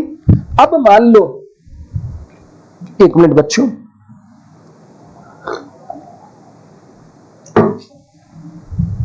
अगर मान लीजिए अभी गवर्नमेंट 1-1 लाख रुपया दे दे तो क्या करना चाहिए। देखो, सरकार लोगों को यह कहे कि भाई आप घर पे रहिए, आपको हर महीने 10-10 हजार रुपए दिए जाएंगे और आपको 1-1 लाख रुपया प्रति परिवार जरूर मिलेगा, बात समझ रहे हैं। लेकिन शर्त क्या डाल दे, घर पे रहिए, ठीक है। आपको 1 लाख रुपया एक साथ देंगे तो महंगाई बढ़ जाएगी, तो महीने का मान लो 20-20 हजार, इस तरह से तो एक तो हम सिक्योर हो जाएंगे कि यार चलो हमारा किराया, रहने का, खाने का, पीने का ये व्यवस्था गवर्नमेंट कर रही है, तो डर नहीं रहेगा, पैनिक नहीं होगा और लोग बाहर नहीं निकलेंगे। लाख रुपए के लिए तो बाहर क्या, बेडरूम से बाहर नहीं निकलेंगे, व्यक्ति आराम से सोया रहेगा। और अभी जरूरत है, ठीक है, देश के लोगों के पास आज खाने के लिए पैसे नहीं है। बहुत से ऐसे व्यक्ति हैं हमारे देश के अंदर जो जैसे रोटी, कपड़ा, मकान, जो बेसिक नीड्स है वो भी उनकी पूरी नहीं हो पा रही है। तो ऐसे लोगों को मिलना चाहिए ना। इवन आज सबको दीजिए, अमेरिका में भी तो 1-1 लाख रुपया देने की घोषणा बाइडेन साहब ने की है, तो हमारे प्रधानमंत्री को भी करनी चाहिए इस समय। तो ये देखते, हो सकता है आपकी बात को सुन ले और कर दे इस बार, बात समझ ले। कई बार ऐसा हो भी जाता है कि मैं पढ़ाता हूं, वो चीज सुन लेता है तो हो जाता है, तो आप कोशिश कीजिए हो जाए। तो अभी तक हमने क्या क्या पढ़ा, अभी तक मैंने आपको समझाया मुद्रा क्या होती है और मुद्रा की प्रणालियां क्या होती है। तो मुद्रा का मतलब क्या है, वह वस्तु जो विनिमय का माध्यम हो, जिससे लेन देन किया जा सकता है, जिससे धन संग्रहण हो सकता है, मूल्यमापन हो सकता है, कर्जा चुकाया जा सकता है, उस वस्तु को बच्चों हम कहते हैं मनी या मुद्रा, बात समझ रहे हैं। और यदि इस वस्तु, इस मुद्रा को वहां की सरकार द्वारा गारंटी दे दी जाए तो वह वहां की राष्ट्रीय करेंसी बन जाती है, तो वो वहां की नेशनल करेंसी बन जाती है। बात सबके क्लियर हो गया, वो वहां की क्या बन जाती है, नेशनल करेंसी बन जाती है। और जैसे मैंने एग्जांपल भी दिया, भारत की जो रुपया है वो हमारा राष्ट्रीय मुद्रा है।